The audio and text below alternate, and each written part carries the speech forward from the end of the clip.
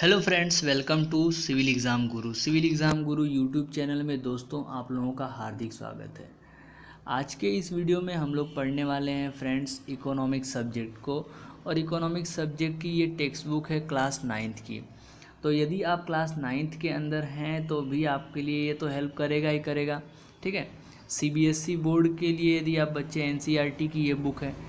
और यदि आप कोई गवर्नमेंट एग्ज़ाम की तैयारी कर रहे हैं, ठीक है, कोई गवर्नमेंट एग्ज़ाम की तैयारी कर रहे हैं, चाहे कोई भी एग्ज़ाम हो, चाहे वो GPSC हो, चाहे UPSC हो, चाहे वो कोई भी एग्ज़ाम हो, ठीक है, GPSC हो, ESC हो, इंजीनियरिंग सर्विस एग्ज़ाम हो, ठीक है, उसके बाद फिर UPSC हो, ठीक है, अपने इंडिया का सबसे प्रोमिनेंट एग्ज़ाम और सबसे टफ एग्ज़ाम माना जाता है UPSC।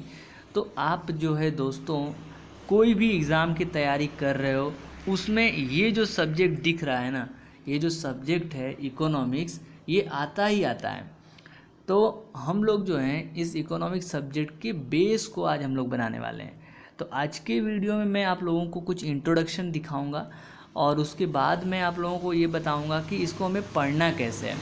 ठीक, क्लास 9th 10th 11 और 12, यदि आप ये 4 क्लास की NCERT की बुक पढ़ लिए, इकोनॉमिक्स की पढ़ लिए, तो आप जो है कोई भी एग्ज़ाम में आने वाले क्वेश्चंस को कर सकते हो। तो मैं आपको क्वेश्चन के थ्रू भी पढ़ाऊँगा, मैं आपको डिटेल टेक्स्ट रीड करके एक एक line to line, word to word, sentence to sentence सभी। हाँ दोस्तों, कैसे हम लोग पढ़ेंगे? Line to line, word to word, एक एक वर्ड को समझेंगे, लाइन टू लाइन समझेंगे, सेंटेंस टू सेंटेंस समझेंगे, तो जाके आपको क्लियर होगा। तो आगे बढ़ते हैं नेक्स्ट स्लाइड के अंदर। तो इसके अंदर जो है हम लोग सिलेबस के बारे में देखते हैं, इसके अंदर क्या क्या चीज़ें दी गई हैं। आप प्रीएम्बल्स देख पा रहे हो हमारे देश का। कॉन्स्टिट्यूशन आप पढ़ोगे तो अपने देश के प्रीएम्बल्स भी आपको जानने को मिलेगा। सभी शब्द जो हैं आपको पता होना चाहिए, वर्ड टू वर्ड आपको ये प्रीएम्बल्स जो है वो याद होने चाहिए फ्रेंड्स। तो इकोनॉमिक शब्द जो है हमारे प्रीएम्बल के जस्टिस में से लिया गया, ठीक है, social, economic and political justice. तो एक बार जो है हम इसका प्रीएम्बल भी पढ़ लेते हैं, देखते हैं क्या है।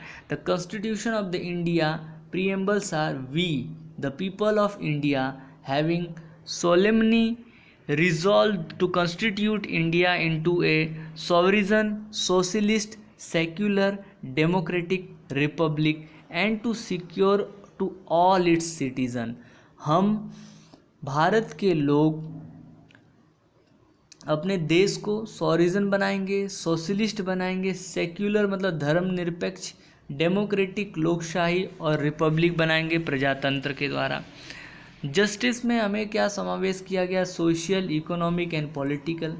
लिबर्टी ऑफ थॉट, आपको सोचने की छूट है, आप किसी भी प्रकार का सोच रख सकते हो। Expression, believe, faith and worship. Equality of the status of opportunity and to promote amongst themselves all. Fraternity, ensuring the dignity of individual and unity and integrity of the nation. In the Constituent Assembly this 26th day of November 1949 do hereby adopt the enact and give to the ourselves the constitution of this constitution. आगे बढ़ते हैं दोस्तों। Constitution में जब हम polity subject पढ़ेंगे दोस्तों, आपको हिस्ट्री भी मैं पढ़ाऊंगा, आपको पॉलिटिक्स भी मैं पढ़ाऊंगा, आपको जियोग्राफी भी पढ़ाऊंगा दोस्तों, आपको इकोनॉमिक्स भी पढ़ाऊंगा। तो जियोग्राफी के कुछ लेक्चर्स जो है 9th क्लास का मैंने कंप्लीट पढ़ा दिया है। तो यदि आपने उस लेक्चर को नहीं देखा है तो भी आप वहाँ पे जाके देख सकते हो। तो कंप्लीट नॉलेज, कंप्लीट आपको पूरा का पूरा डिटेल वहाँ पे मिलेगा। मज़ा आएगा दोस्तों, यदि आप एक बार वीडियो देखोगे तो बाद में भी देखने की आपको इच्छा करेगी। ठीक, कंटेंट मेरा जो है दोस्तों एक ऐसा है कि आप जो है वापस से वीडियो पे आओगे। ठीक है, तो इस कंटेंट में हम लोग NCERT डिस्कशन कर रहे हैं। चैप्टर 1 में हम लोग पढ़ेंगे, एक स्टोरी है एक विलेज की, पालमपुर करके एक विलेज है, उसकी स्टोरी डिस्कशन करेंगे। सेकेंड चैप्टर्स में पीपल एज ए रिसोर्स, लोग जो है एक रिसोर्स की तरीके से उपयोग में लिए जाते हैं, उनके बारे में डिस्कशन करेंगे। पुअर्टी एज ए चैलेंज, गरीबी दोस्तों, गरीबी जो है बहुत कुछ करवाती है। यदि गरीबी जो है, गरीब जो है, जो गरीबी है वो आपको काफ़ी, गरीबी जो है वो काफ़ी चीज़ें करने पे मजबूर कर देती है। आपने ये सेंटेंस पढ़ा होगा।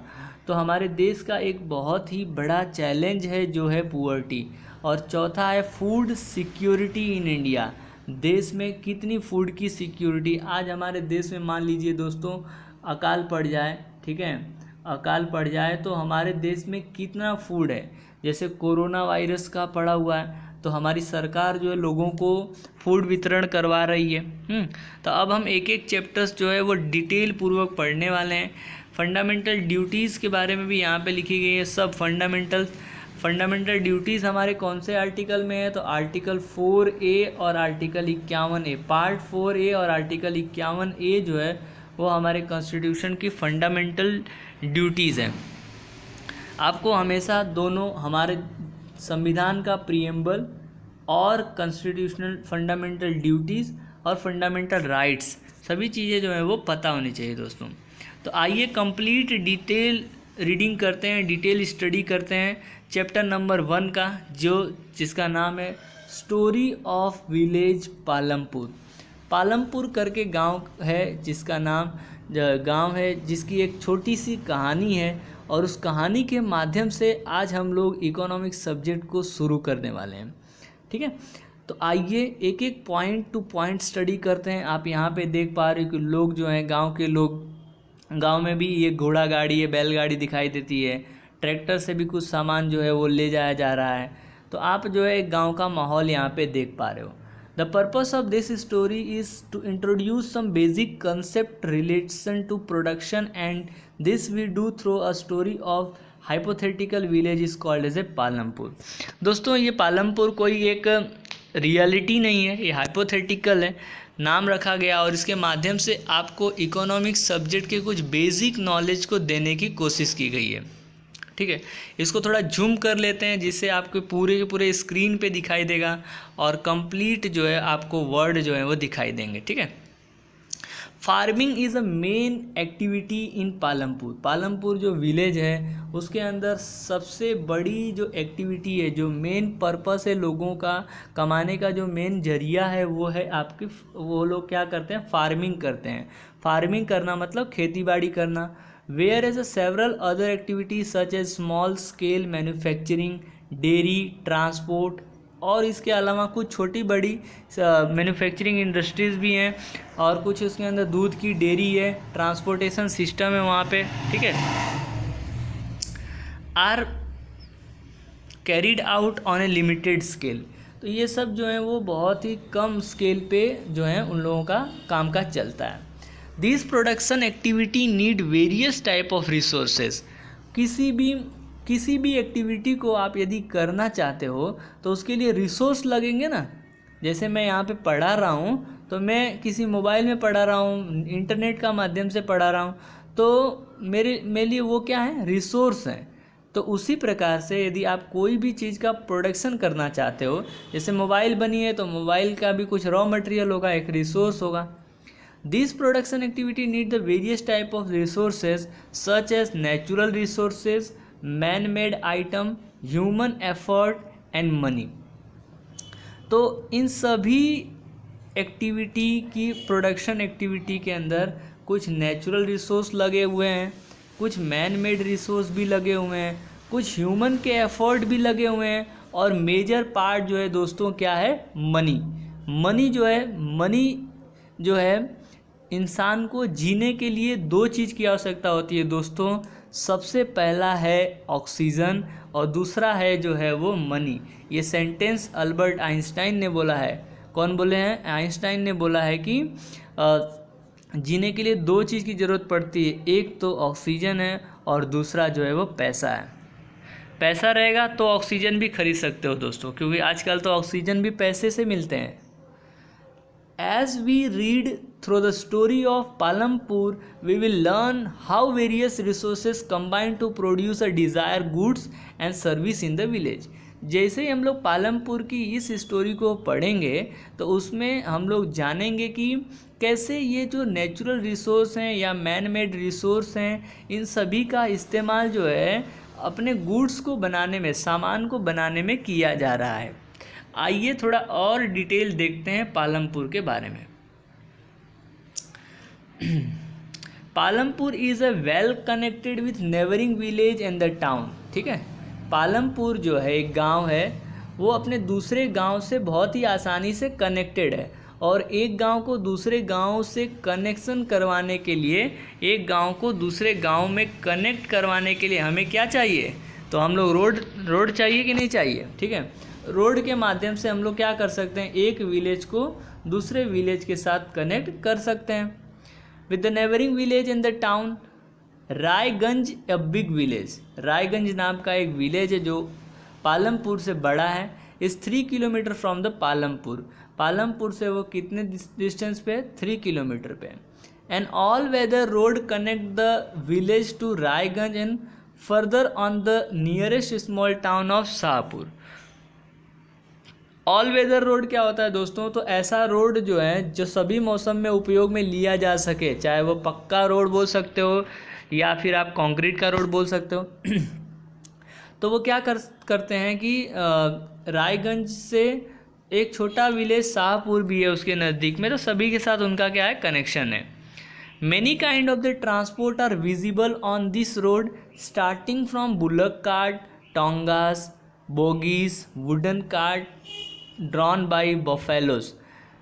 अब दोस्तों बॉगीज क्या होता है? तो ऐसा बुलक कार्ट जिसमें बफेलोज होते हैं, जो बफेलो उनका के माध्यम से जो है बुलक कार्ट को चलाया जाता है, उसको हम लोग बॉगीज बोलते हैं। Loaded with the jaggery, jaggery क्या होता है? गुड़ होता है। आपने गन्ना खाया हुआ है ना, तो गन्ने को ही हम लोग बोलते हैं jaggery. And other commodities to motor vehicle like motorcycle, motorcycle भी है यहाँ पे, जीप भी दिखाई देती है, ट्रैक्टर है एंड ट्रक। अब गांव में जो है दोस्तों सबसे मेजर पार्ट तो लोगों के पास बुलक कार्ट वगैरह होता था पहले। आज के ज़माने में थोड़े थोड़े ये जो है वो कम होते जा रहे हैं। बट हम लोग जो जिस विलेज की बात कर रहे हैं उस विलेज में पहले के ज़माने में ये सब चीज़ों का इस्तेमाल किया जाता था, सामान की लोडिंग, अनलोडिंग एंड सामान और गुड्स के ट्रांसपोर्टेशन करवाने के लिए। ठीक है, this village has about 450 family belonging to the several different caste. इस गांव में टोटल कितने परिवार हैं? 400-450 परिवार हैं और उन लोग का जो कास्ट है वो अलग अलग कास्ट के हैं। The 80 upper caste family own the majority of land in the village. दोस्तों अपर कास्ट जो फैमिली है वो 80 फैमिली है और उनके पास majority of land in the village. गांव में सबसे ज़्यादा ज़मीन जो है वो अपर कास्ट फैमिली की है। This house some of them quite large, dear house sorry, उन लोगों का जो अपर कास्ट के लोग हैं उनके जो घर हैं वो थोड़े से बड़े हैं। Are made up of the brick, किससे बने हुए हैं? ईंटों से बने हुए हैं। ब्रिक आपने देखा ही होगा। विद द सीमेंट प्लास्टरिंग, उसके ऊपर पूरा का पूरा प्लास्टरिंग किया गया है। तो ऐसा मकान जो ईंटों से बना होता है, जिसके ऊपर पूरी अच्छे से प्लास्टरिंग की रहती है, उसको हम लोग बोलते हैं पक्का हाउस। क्या बोलते हैं? पक्का हाउस। तो ऐसे लोग जो अपर कास्ट के हैं, जिनके पास पैसे हैं, उन लोग जो हैं उनके जो हाउस हैं वो पक्का हाउस है। There house some of them quite large are made up of the brick with the cement plastering. The supreme courts SC schedule caste जो हैं, जो SC हैं, जो दलित हैं, comprises on the third of the position. तो वहाँ पे जो शेड्यूल कास्ट की जो जनसंख्या है वो 1/3 ऑफ द टोटल पॉपुलेशन है। तो 450 फैमिली है, 80 जो है वो अपर कास्ट वाले हैं, SC वाले जो हैं वो थोड़े से कम हैं। And the live in the one corner of the village, और वो गांव के एक दूसरे कॉर्नर में रहते हैं। And in the much smaller house some of which were mud and the straw, और उनके घर जो हैं बहुत ही छोटे छोटे हैं। किससे बने हुए हैं? मड से बने हैं और द स्ट्रॉ से बने हैं। Most of these house have, इसमें से कुछ जो हाउस जो हैं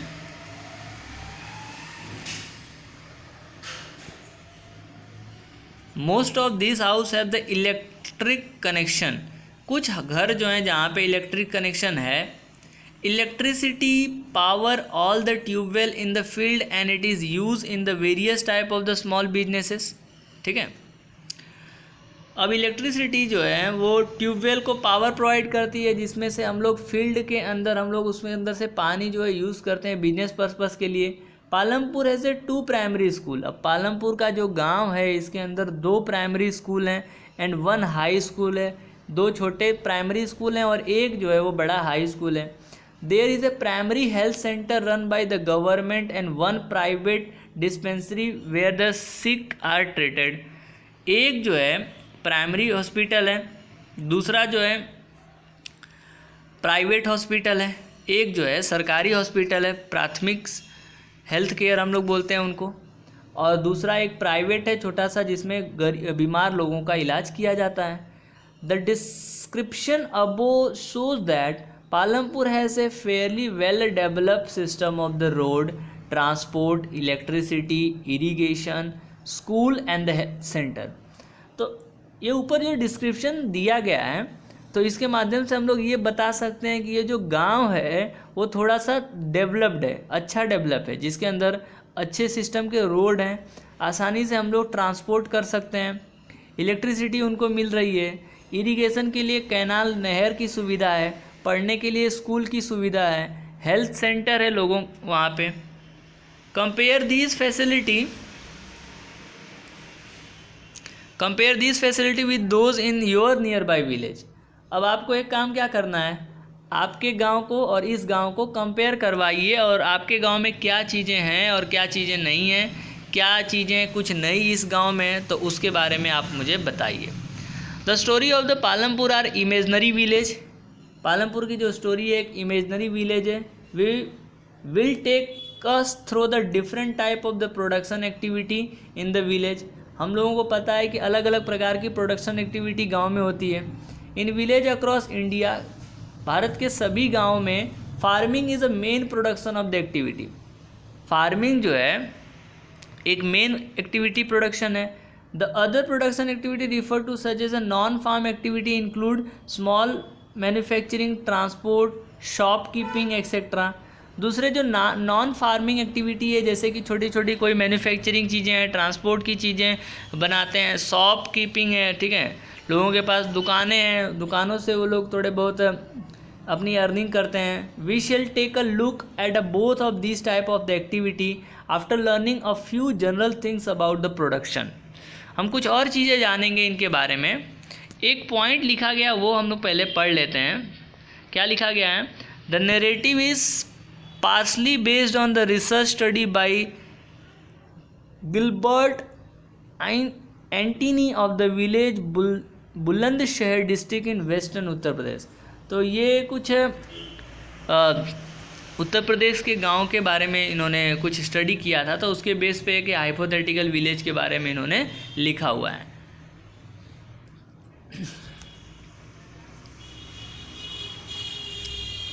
ठीक है दोस्तों, तो नेक्स्ट वीडियो में हम लोग ऑर्गेनाइजेशन ऑफ प्रोडक्शन लेके आएंगे और इसको हम लोग पढ़ेंगे कि यदि किसी भी ऑर्गेनाइजेशन को चलाना है तो उनके लिए कौन कौन सी चीज़ों की ज़रूरत पड़ेगी।